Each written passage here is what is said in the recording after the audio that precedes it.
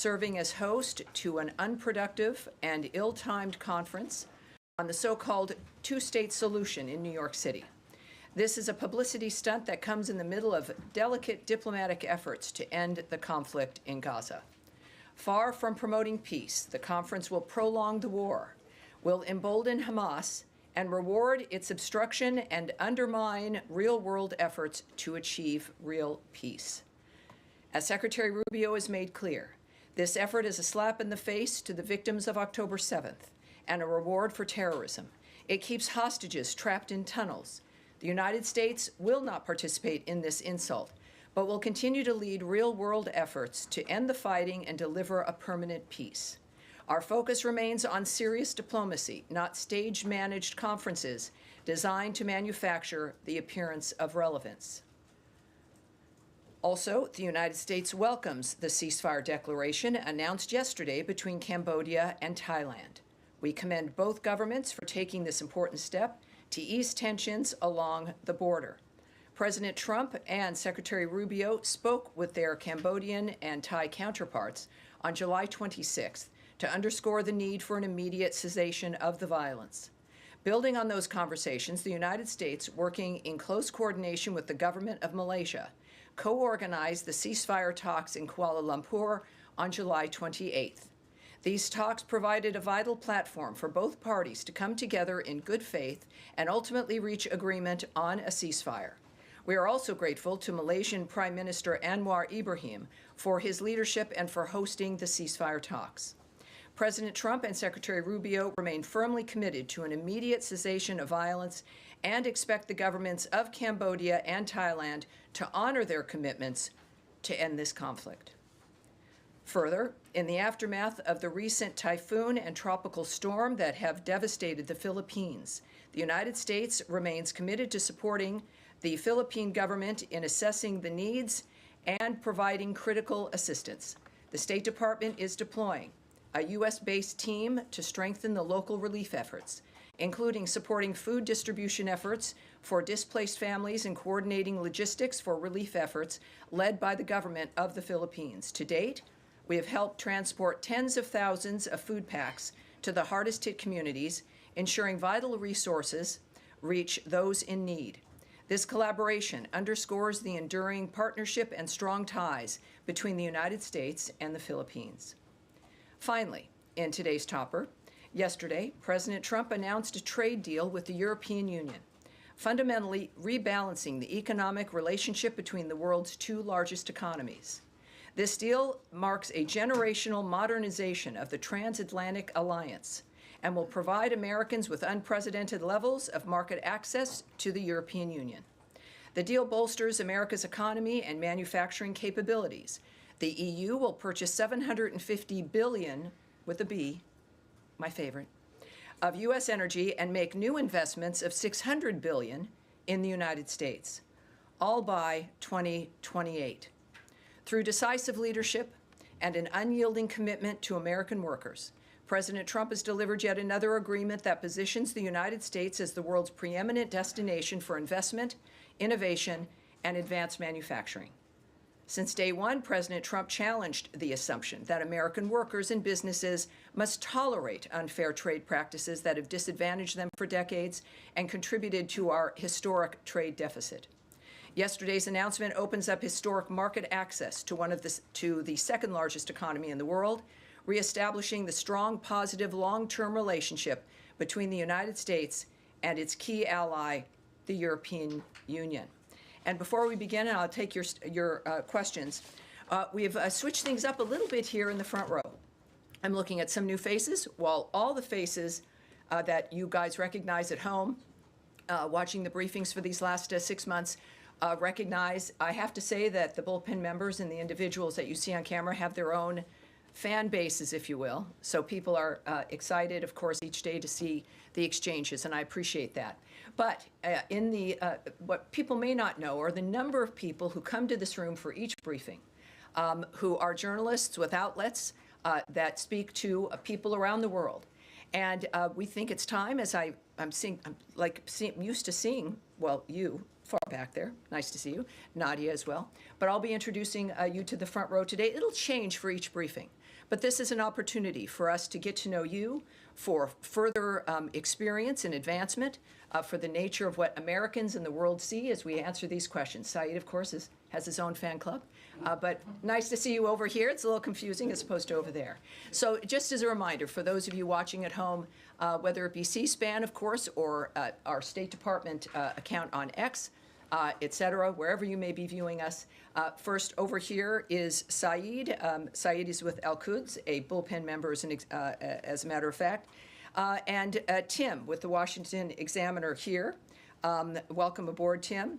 We also have Yelena, yes, from NTN from Colombia. Vaughn is here with Washington Times. And Danielle, as we noted, and Nadia, who you've also gotten to know here at our briefing. So welcome to the front row. Again, it will change for each briefing. I don't know what Tommy has in mind for Thursday. He'll be briefing on Thursday as usual. But let us begin with your questions. I'll start with the front row. Yes, sir. Vaughn. President Trump and Israeli Prime Minister Benjamin Netanyahu have issued seemingly contradictory statements on the humanitarian crisis in Gaza. Is there a rift emerging between the two leaders, and how is this impacting peace efforts, if at all? Well, of course, what I won't comment on is the nature of a relationship. What we've seen between the president and the prime minister has been a very good relationship. Certainly, this is a fluid, dynamic situation. That's an understatement when it comes to what's happening in Gaza, especially with the new efforts regarding the humanitarian assistance. Certainly, the president's point of view regarding what we need to do and continue to do, which we have been doing, which is facilitating the food assistance through GHF, but also, of course, the financial investment and the president's work and this government's work and Secretary Rubio's work to stop the carnage, to have a ceasefire, to get the hostages released, and to have the killing stopped. I think that when we look at the nature of remarks by the president, there's one thing that's clear.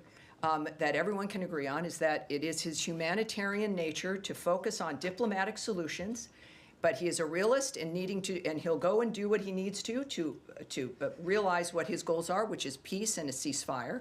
And also, I think the recognition that no one has denied, we have not denied it in this room, that the humanitarian assistance to this point has not been enough.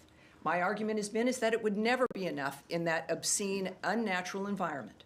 And so we're proceeding in that regard, and of course, with President Trump's leadership, as he noted yesterday, to do even more to assist when it comes to food and other aid. So that's, I think, without getting ahead of the president, as we'll learn more about what his plans are coming up. We know the secretary, of course, has led the way in this regard as well. But the focus remains certainly the humanitarian aid, and our focus remains also on a ceasefire and ending that carnage. All right. Yes. Yeah, thank you, Tommy. I like this position. It's really nice. Don't get used to it. Okay. All right. I have two questions, if you don't mind. The first one is about the United Nations conference that is taking place in New York. You just read the statement. We heard the president. We all agree that Hamas attacked Israel October 7th. But there were like 193 nations attending. So my question, led by the French and the Saudis, that struck a deal also with the United States in a couple of months ago. So we understand there's going to be, hopefully, the president is only 6 months in his mandate with the secretary, and they're fighting for a peace deal. But the question is how the State Department envision the future for the Palestinian and the Palestinian state. Yes. Is it going to be a Palestinian state, or they're pushing for one state solution? First of all, the president has noted, as has Secretary Rubio, that at least they are envisioning a future, which is not something that most people can say. All of their work has led to getting to a point where we can discuss and envision that future and then act on that. Regardless of the conflict that has been worked on, whether it's Russia, Ukraine, the Gaza Strip, or anywhere else, you can't really begin to contemplate what's next until people stop killing each other. We are still at that point. We have not, because of Hamas's recalcitrance and refusal to lay down its arms, refusal to release the hostages, we're not at a point where we're looking at what is next? We know things will have to be rebuilt. The president has made remarks in that regard. But from the beginning, calling for new ideas and a new way forward so that it's not just a repeat of what we've experienced for generations now. And if I can do a follow-up about the Gaza Humanitarian Foundation. Yesterday, the president also talked with the UK Prime Minister, and the UK will help in the Humanitarian Foundation, in the aid. So what are we going to see next?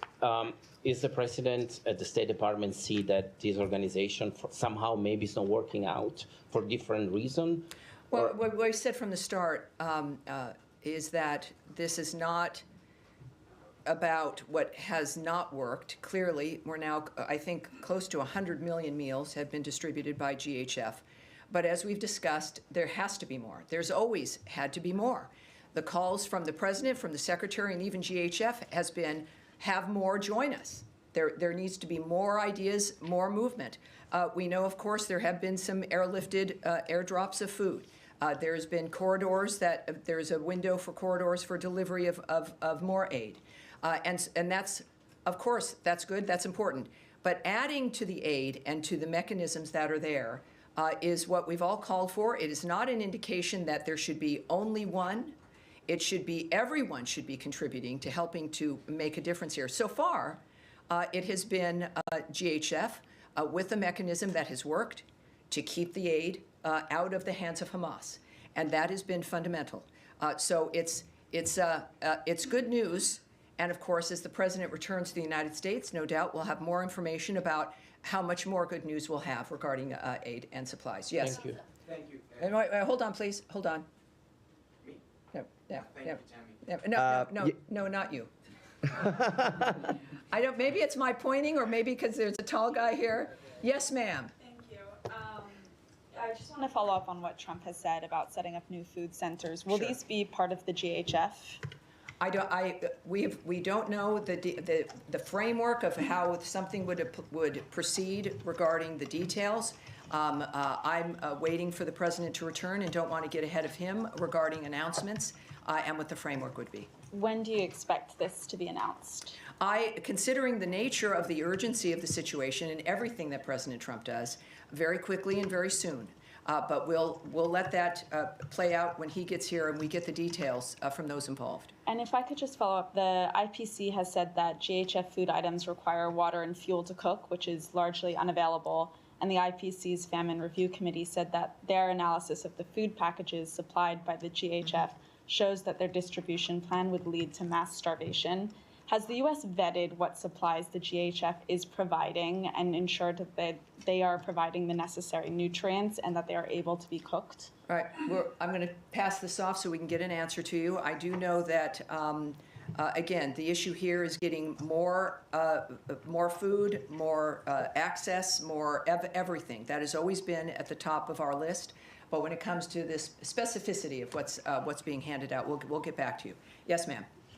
Thanks, Tammy. The president has now said multiple times that his administration has pledged $60 million toward food and other supplies for Gaza.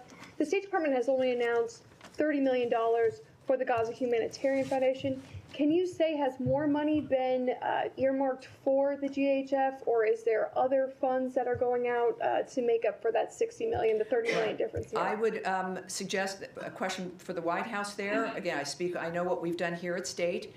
Clearly, the president is in a position when it comes to decision-making, knowing what parts are moving and where things are headed, that they would have probably a better answer for you regarding the rest. But it's only $30 million for GHF at this point. Can you say that? From what we, of course, have announced here at the State Department, that's in this particular, I would caution against the suggestion that with what State may have done and what's been announced is a reflection of the complete picture. So I tend to caution about those things. I will caution about that again. But this is, as we all know, a very large issue, a very fast-moving issue. And there's many different pieces that are coming together in how it moves. And so the element that we have announced is an element and does not speak to an end or a final complete piece to what it is we're doing. All right. Yes. Thank you. Just following up on Daphne's question, I had asked her about what Gaza Humanitarian Foundation is distributing, specifically, this was last week's briefing, specifically the high nutrient food that is needed. Yes, I know it's come up before as well. So, Yeah, yes. and you mentioned that you would take that back to get more details on the distribution. I did get a line from this department in response to my questions last week, and the State Department spokesperson had said the Gaza Humanitarian Foundation Award remains subject to strict requirements, vetting, and oversight mechanisms like all department awards, and then they also deferred to GHF on the exact food items that are being distributed. Sure. There's been a lot that's happened since you were actually last at the podium. As you know, there's been the news out of France, and also now with the UK Prime Minister saying that the UK may well recognize a Palestinian state in September at UN Week if certain conditions are not met by Israel. And then, of course, there's been wall-to-wall coverage on images of starving children, photographic evidence of from our colleagues covering the story on the ground in Gaza. So I just wondered whether the vetting process and the strict requirements in this department is now having to take into account, obviously, all of this evidence, this photograph evidence, and is this giving the department some pause on these funds that are meant to go out the door to this organization? First of all, some of you may have seen a remark from Anna Kelly from the White House about the president's stance and what his plans are. She said President Trump wants to alleviate the suffering for the people of Gaza because he has a humanitarian heart. He announced a new aid plan today to help Gazans obtain crucial access to food. Details are forthcoming. What I will note about what's happening on the ground, of course, is what our focus is on, which is getting more aid in, which is getting a ceasefire, which has not been accomplished because Hamas refuses to do so. From the beginning, they have been the problem about why this continues to be an issue. We know that, of course, more food aid will be going in, considerably more. And for those, as we care about the nature of nutrition and the value of that, we'll have those details for you. And GHF can be reached. Many of you have reached out to them to ask them for those details. We at the State Department, the Secretary and the President of the United States are focusing on saving lives, dealing with individuals who can stop what they're doing to create peace. And of course, as you know, the President has been frustrated on a couple of fronts regarding the killing of civilians, the using of civilians, the nature of what's happening at too many conflicts around the world. And that's what he's focused on. But it's a good issue to have, if there is a silver lining, about the fact that more food, more nutrition, more access is being created. And that's what we're doing in the meantime, while still trying to stop a war that makes that zone almost impossible. Nadia. Thank you, Tammy. I have two questions. An Israeli settler called Yanon Levy, he shot and killed a Palestinian peace activist. He's a father of three. His name is Aoud al-Haddalin in the West Bank. This settler was identified by the previous administration as an extremist, and he was under sanction, both by the EU and the US. The Trump administration has lifted the sanction on him. You often say you have the same values with the Israelis. How can you make sure that this guy is accountable when he killed a civilian, especially a peace activist? Well, of course, I think it needs to be said. It shouldn't have to be said, but we decry the loss of life everywhere. That has been the hallmark of the work that this administration is doing. It is at the top of mind for Secretary Rubio and all of us who work here at the State Department for a reason, because we care about what happens with other people. Here, certainly we care about, it is American First framework, but that value is about peace around the world as well, which also helps us. I would say also that we, as you know, we don't comment on investigations that belong to another government. Israel has investigations that it's implementing regarding situations of this sort. I don't know the end result of what that's going to be, nor will I comment or speculate on what should happen.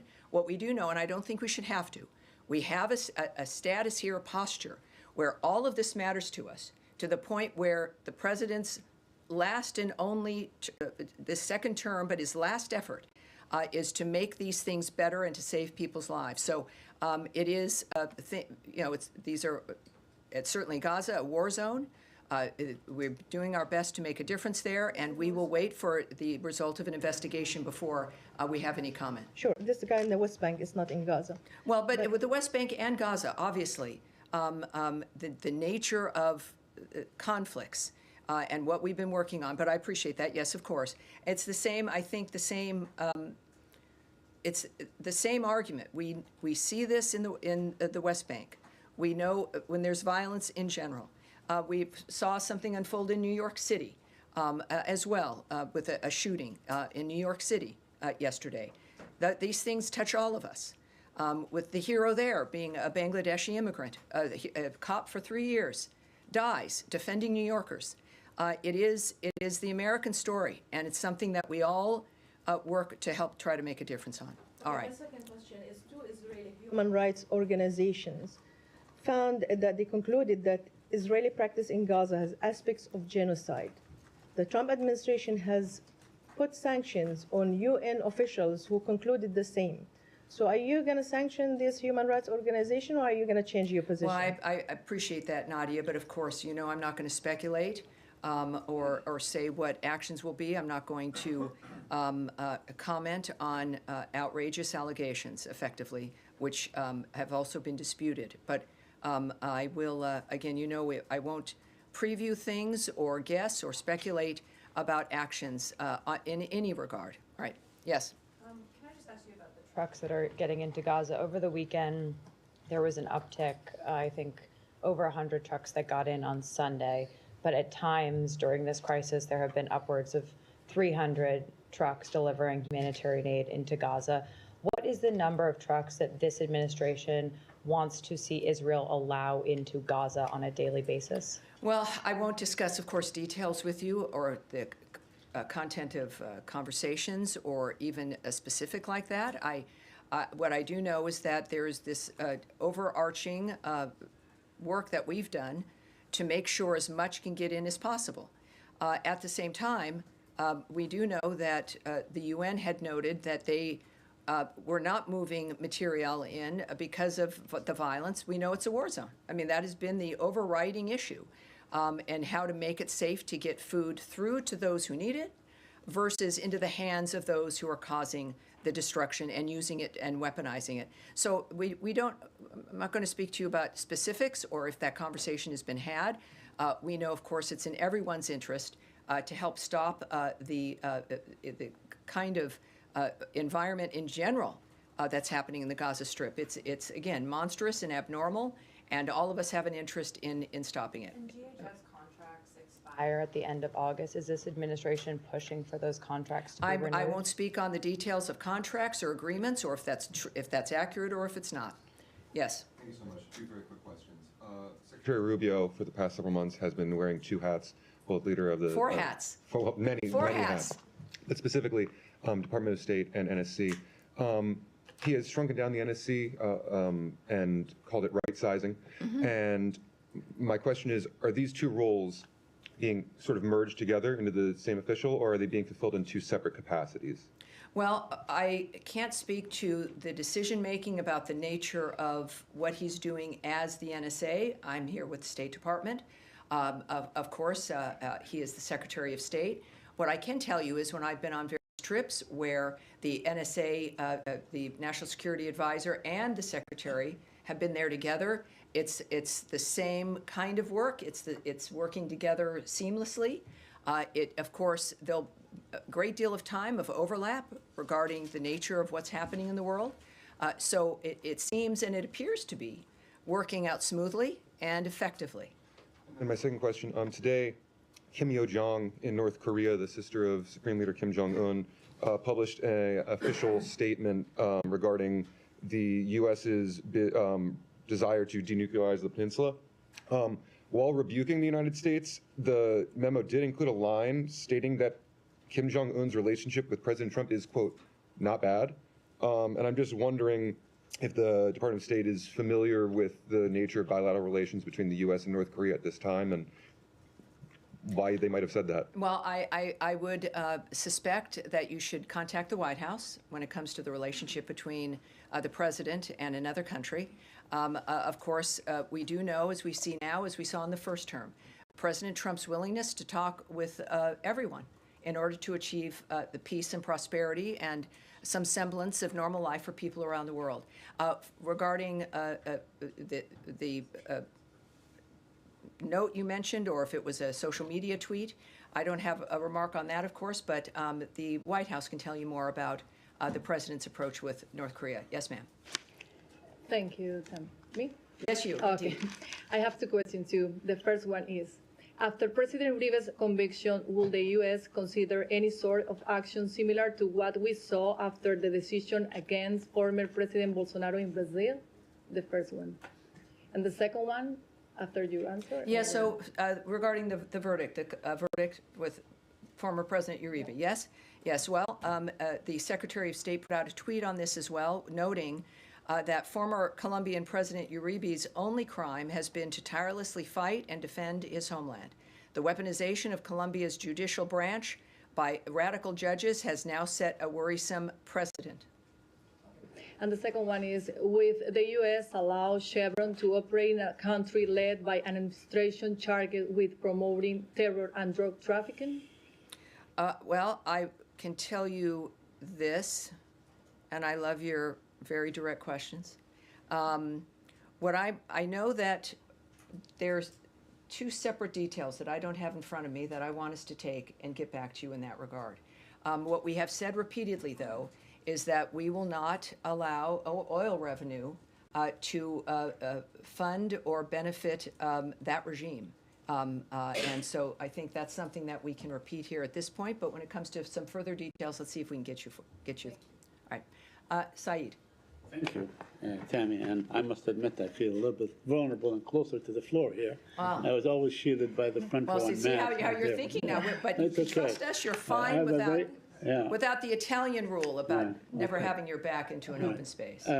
Very quick question. You know, IPC said today what's going on in Gaza is famine. And the reason they didn't classify it as such is because they need the actual data and they have to be in Gaza to collect that data, which Israel prevent them. So my two questions Well, to you. let me just say, as you know I might, is that there is someone preventing people from getting into Gaza, and that's Hamas.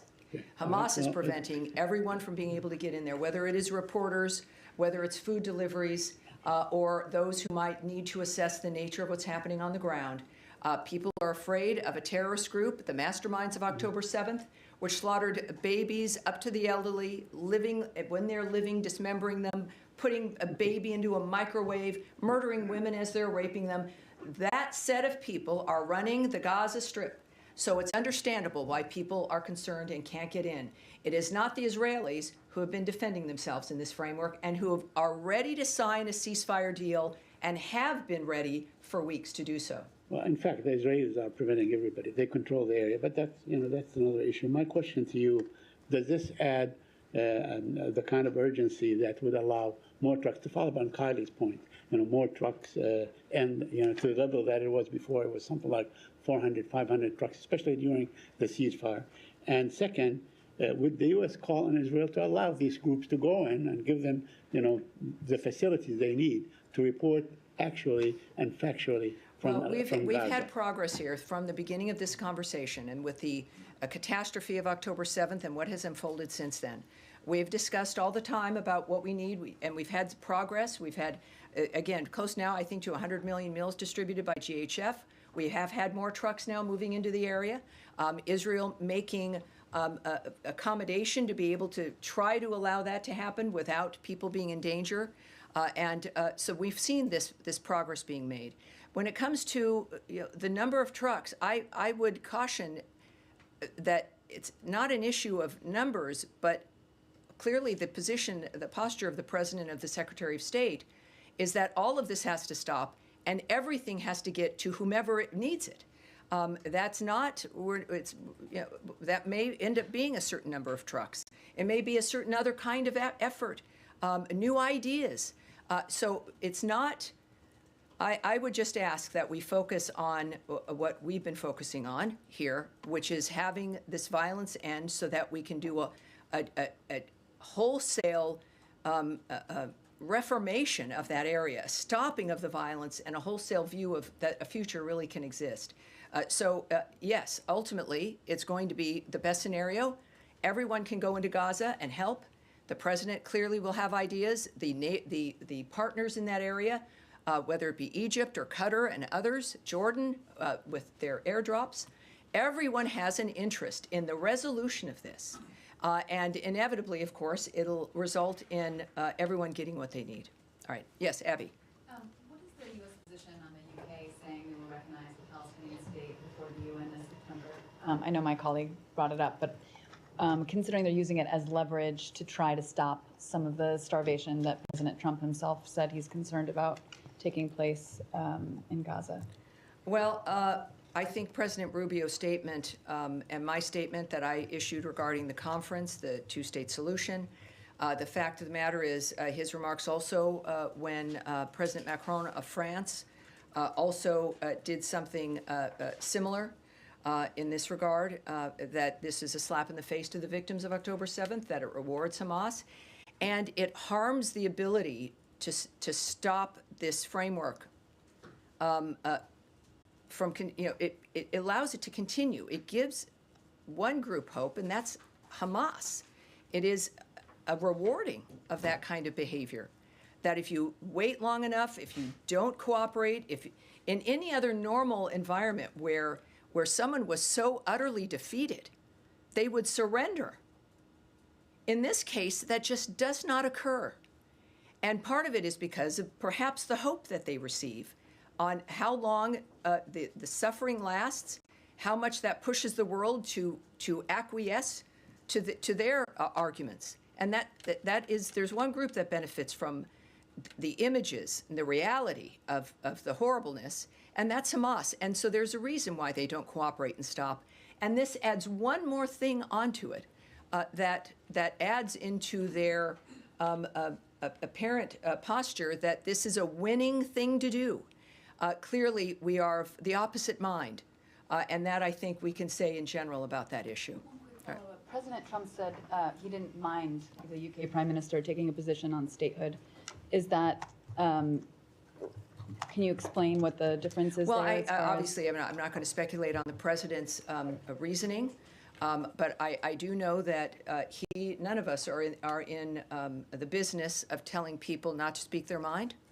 At the same time, I'm a big believer, as I know the Secretary is and the President is, and we showed this, I think, last November, is that persuading people, explaining your position, why it matters, how it impacts what we all want to achieve, is something that we must do, and that it's the way to persuade people, to change people's minds. So it doesn't surprise me that that is what he said. But of course, we also know, as I described, the nature of our situation here, about what that does in our efforts to stop the carnage. Yes? Thanks so much, Tammy. Appreciate it. GHF, according to the UN, there's been about more than 1,000 Palestinians killed at or near the aid sites since May 27th. Does the U.S. have an assessment on that number? It is not. That's not something I will speak on or go into the details about regarding our assessments of that situation. Certainly a wartime situation, but in the details and the numbers, no, I won't speak to that. Okay, and you mentioned the details of this new aid plan will be forthcoming. Are there people? Will they be forthcoming to the State Department, or are they coming from the State Department? Are there people in this building working on something right now? Well, it's the White House who noted that. So the White House noted that the details will be forthcoming. We, of course, all work for the president. He is the guiding hand here, and he gets ideas, and he knows more than all the rest of us know. So we are excited about his commitment, the fact that he and Mrs. Trump are humanitarians and are working first to make America first, so that Americans' lives can be predictable and strong, and we have a future we can look forward to, but also that obviously is translating around the world as well. Yes, sir. Thank you, Tammy. We'll move to Ukraine, if I may. We have new deadline, and Ukrainians are certainly hopeful that the president's new deadline and his tough words about Putin, Russia, will follow with certain concrete actions. And in fact, yesterday you told the media that now we are going to see some actions. Now, the caveat that we have 10 days to go. Can you give a sense of Oh, he is there might not even have 10 preparation? days. I would just suggest, even when he set that 50-day timeline for Russia, I think one of the things I've said is, that's, who knows when that could happen. He's had timelines before in which he acted very quickly. With the president, he also noted that he shortened that timeline because he pretty much knew what the situation was. My question is, can you give us any sense of any preparation that's going on in this business so the Russians take it seriously? Well, clearly, President Trump has proven that he should be taken seriously because he's a serious man. And we've seen the results of that around the world. Again, most recently in the Indo-Pacific, and of course, with his envoys and the nature of the commitments we've made. I would say that what's been discussed regularly are sanctions, and the president also brought up the issue of sanctions, and even secondary sanctions, as certain countries are benefiting from buying Russian oil. But that's up to the president. We've known that's in his toolbox. There are many things that he can do, just as there are many things that Secretary Rubio can do and help facilitate. But the president himself mentioned those two dynamics. He has been patient, and that may have been misinterpreted by some people. And I think the time for misinterpretation is now over. On that point, Tammy, the president said that he knows the answer, and he also thinks that there's no reason to wait. If there's no reason to wait, then why wait 10 days? Well, again, you're asking, as we know, there are a million fronts in these kinds of dynamics. There's negotiations that go on. I can't speak to what the president's involved in, the conversations that are currently being had, and the importance of what the president says privately and publicly. I would just trust that he's the one who would know, and being in a position here at the State Department where we're all ready to do what we need to do to get this situation accomplished for the president. All right, Eric. Yes, thank you, Tammy. I wanted to ask two questions. One on the impact of potential secondary sanctions, potential secondary tariffs. Is there a concern that that may be too blunt an instrument in that some U.S. allies or countries for which the U.S. Has been partnering and having negotiations, fruitful negotiations, as we saw today, for example, China or India, could be hit, that there could be a boomerang reaction from such sanctions, secondary sanctions, or the EU, other countries that would be inadvertently hurt in a way that would be counterproductive to broader U.S. goals? Well, no doubt. I'm not in the business, though, of the negotiations. There are questions that are asked about everything with the actions that might be taken. And I would presume, as we should, that all of the impact would be considered. Obviously, the president's first effort and first desire to solve problems is through diplomacy. For people who might be confused, I have a few comments that I can share with you from the president at first here. I'm disappointed in President Putin. I'm very disappointed in him. I'm going to reduce that 50 days that I gave him to a lesser number because I think I already know the answer. What's going to happen? He also said, yes, I'm going to make a new deadline of about 10 to 12 days from today. I think that was yesterday. There's no reason in waiting. I want to be generous, but we just don't see any progress being made. He said 10 to 12 days. I'll announce it probably tonight or tomorrow. But there's no reason to wait. If you know what the answer is going to be, why wait? And it would be sanctions and maybe tariffs, secondary tariffs. And he says, we are going to do secondary sanctions unless we make a deal. Based on common sense, you would think he'd want to make a deal. We'll find out. The president is not someone who is making a decision on the fly. This has clearly been consideration from the beginning. And we're prepared to do what's necessary. Thank you, Tammy. Following up on my colleague's question about Colombia, we know that we have a president and a secretary of state who take a great interest in what happens in the Western Hemisphere and pay a lot of attention. We've seen the president's attack and criticism of the Brazilian judiciary, but I'm wondering what makes a judicial process a radical process or radicalized by judges or otherwise inappropriate. I mean, is it determined by who ultimately is convicted or charged, or what's the context or the judgment, the qualitative judgment as to what makes a politicized judicial process for this administration? Well, the secretary, like the president's a very talkative young man, and he's very clear about what interests him and why it matters.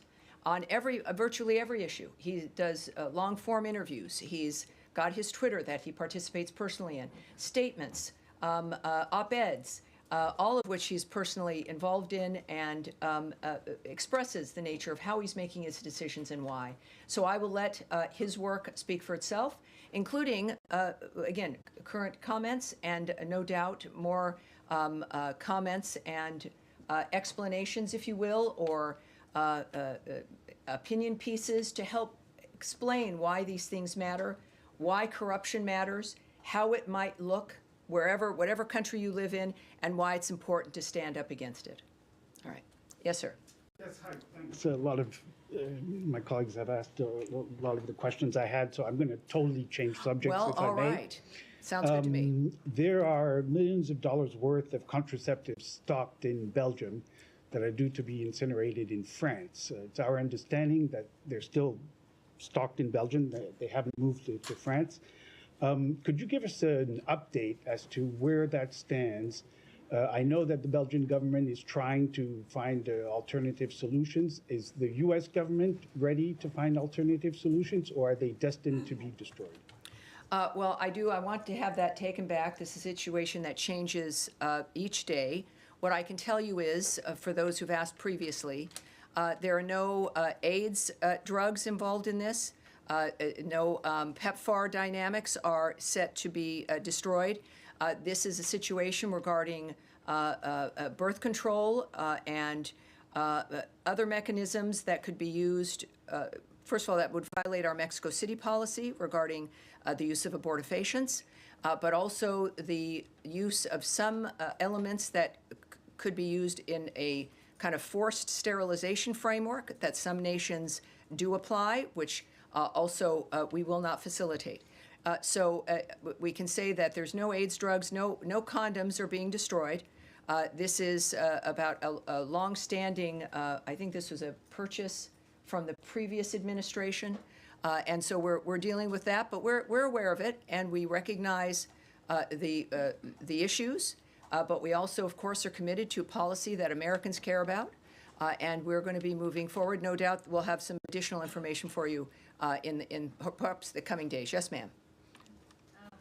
Return to your statement at the top. Could you explain why talking about Palestinian statehood or Palestinian future in Gaza rewards Hamas or is a slap in the face to the victims of October 7th? And I'm asking, given that none of the parties involved, to my knowledge, who are involved in these discussions or have plans to recognize statehood, have said anything about wanting Hamas to be in power. It seems like, according to the United States, according to Israel, and obviously as well as all these other folks involved in these conversations now at the UN, no one has expressed a desire to have Hamas in power. So how is that? How does it reward? Well, I think that it's very often, not most often, actions speak louder than words. And our argument is that there are certain actions you can take that reward in the midst of the defense of a country after a horrific atrocity implemented on October 7th. And the end result is, create a two-state solution, solve this problem, when in fact the problem was mass murder and just an indescribably obscene environment. And then the continuation of the terrorism of the people of Gaza, the first victims of Hamas. Still, just the nature of living in that environment, the hostages that remain held, the weapons that remain held, and a refusal. We had a ceasefire early on. We had a ceasefire on October 7th. We had a ceasefire early on. They broke that. And there is a point where you don't find ways to placate or reward the people that have done such horrible things to humanity. The actions of what is being suggested, and I think we've made clear here, do just that. And it is, I think everyone deserves better. Certainly first the Gazan people, but certainly the world itself. Can I follow All right, now we're going to continue. Yes, sir, in the green shirt? It has been reported that Taiwanese President Lai's trip to his Central and South American allies with transit in the U.S. has been postponed. Could you elaborate on this, or did the Washington or the State Department play a part in this delay? Well, I do have something I can tell you about this. Taiwan has not announced any travel plans for President Lai. So that is generally a hypothetical now. I know it's been in the news. There's been a lot of questions and a lot of suppositions here that have happened, but I can say that it is a hypothetical at this point. There have been no plans, travel plans for the president. There's been, as a result, nothing canceled. I can tell you, though, a reiteration that transits by high-level Taiwan officials, including presidents, are fully consistent with our longstanding policy and practice. This has not changed. And just as a reminder for people who may have not heard us say this from the podium, if they're newbies, the United States remains committed to our longstanding One China policy, which is guided by the Taiwan Relations Act, the 3 joint communiques, and the 6 assurances. The United States is committed to preserving peace and stability across the Taiwan Strait. Thank you. All right. Thank you, sir. All right, Abby, one more time. Can the State Department confirm or offer comment on reports that 2 Americans were recently detained in Iran on suspicion of spying for Israel? Have they since been released? Has the State Department or the U.S. been in touch with Iran regarding their detainment? I can't speak to that at this point, but hopefully I can soon. And I think that's going to be it for today. Thank you, everyone. And again, Thursday, a lot of these things might return with more new information, but you never know what's going to happen from one day to the next. Now, the president, I believe, will be back. Tommy Pigott will be at this podium. And thank you so much for being with me today. And my thanks to our guests here on the front row. It was great getting to know you. I appreciate it. And we'll see you again on Thursday. Thanks, everybody.